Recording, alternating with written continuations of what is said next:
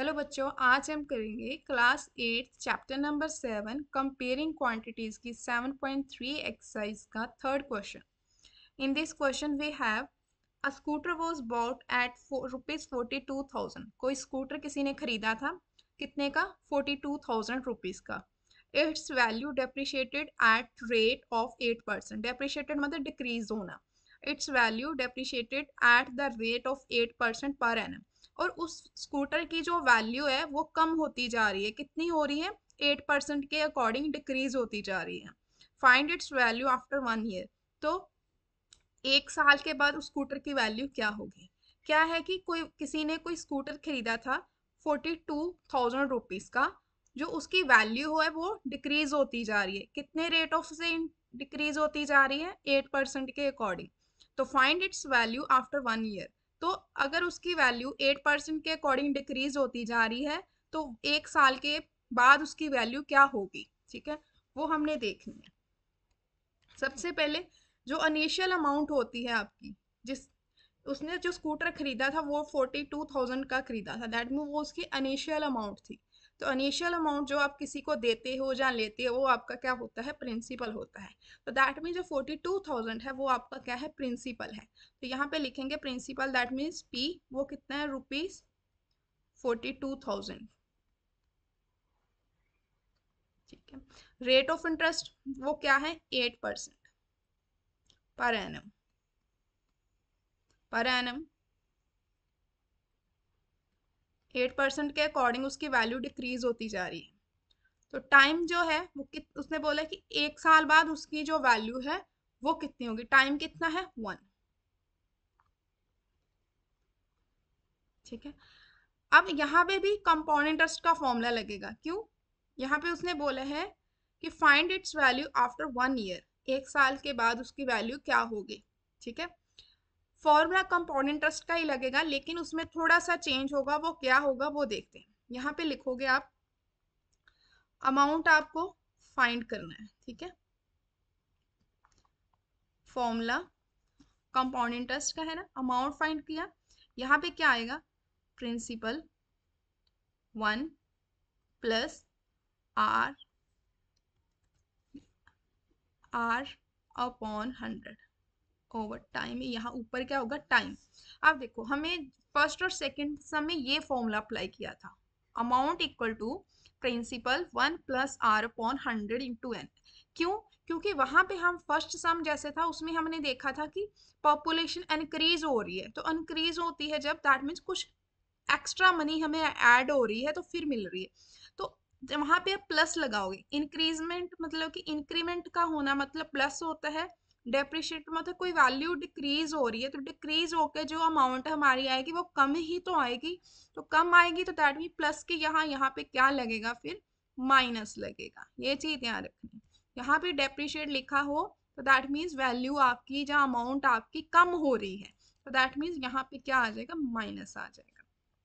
बाकी सारा सेम है। यहाँ पे P कितना है? 42,000। ठीक है। नाउ 1 R कितना है? 8% का मतलब आउट ऑफ 100 टाइम 1 ईयर। ठीक है। नाउ अब कैंसिल आउट करो। यहाँ पे किस टेबल पे कैंसिल कर सकते हो आप? 2 के टेबल पे भी कर सकते हो। ठीक है। 4 के टेबल पे भी कर सकते हो। 4 के टेबल पे कर लो, हाईएस्ट फैक्ट 4 ले लो। 4 2 आ गया। 4 2 जा, यहाँ पे कितना आ जाएगा आपका? 25। ठीक है। अब यहाँ पे माइनस आएगा। ठीक है। यहाँ पे क्या आएगा? माइनस आएगा। ये ध्यान रखना है, जैसे मेरे से भी गलती हो रही है क्योंकि ज़्यादातर हमने प्लस वाले सम किए हैं ना, इसलिए बार बार यहाँ प्लस लिख रहे हैं। माइनस आएगा। यहाँ पे आएगा 42,000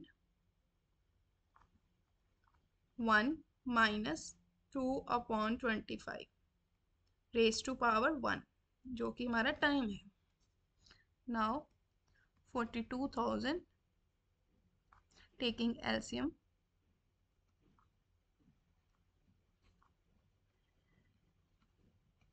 1। ठीक है। नाउ सब्ट्रैक्ट करोगे तो क्या आएगा? माइनस करो 23/25। Time will be 1. ठीक है. Now 42,000 multiply 23 upon 25. अब देखो, अब हमें पता है कि कोई भी अगर आपका कोई नंबर है, उसका लास्ट डिजिट या यूनिट प्लेस डिजिट है 0 या 5 है, दैट मीन्स वो 5 के टेबल पे डिवाइड हो जाएगा. तो अब मैं क्या करूँगी, इसे 5 के टेबल पे डिवाइड करूँगी. 5, इसे कटिंग करोगे तो क्या आएगा, 8, 40 आ गया, 5 8 सा 40, 4. ठीक है, 00. आप फिर 5 के टेबल पे कटिंग करो इसकी. 1 1 6 8 0. ठीक है. अब आपके पास फाइनल जो टर्म आई है वो क्या आई है, 1680 मल्टीप्लाई 23. ठीक है. अब इन दोनों को आप जब मल्टीप्लाई करोगे तो आपकी वैल्यू क्या आ जाएगी, 38640. दैट मीन देखो, स्टार्टिंग में उसका जो स्कूटर था, उसका कितना उसने पे किया होगा, जिसके स्कूटर उसने खरीदा था 42,000 है ना, पे किया होगा. अब 8% के अकॉर्डिंग उसकी वैल्यू डिक्रीज हो रही थी. तो डिक्रीज होने के कारण जो उसका अमाउंट है वो कम हो गया. कितना आ गया, 38,640 आ गया. तो ये उसकी वैल्यू कम होके आई है. दैट मीन्स ये उसका अमाउंट आया 8% लेस होने के कारण. ठीक है. तो दैट मीन्स उसकी वैल्यू कितनी कम हो गई है, 38640. तो ये आपका था फाइनल आंसर. ठीक है. तो this was the last question of this exercise 7.3. और यहाँ पे ये आपका चैप्टर खत्म हो जाता है. तो अब मिलते हैं नेक्स्ट वीडियो में.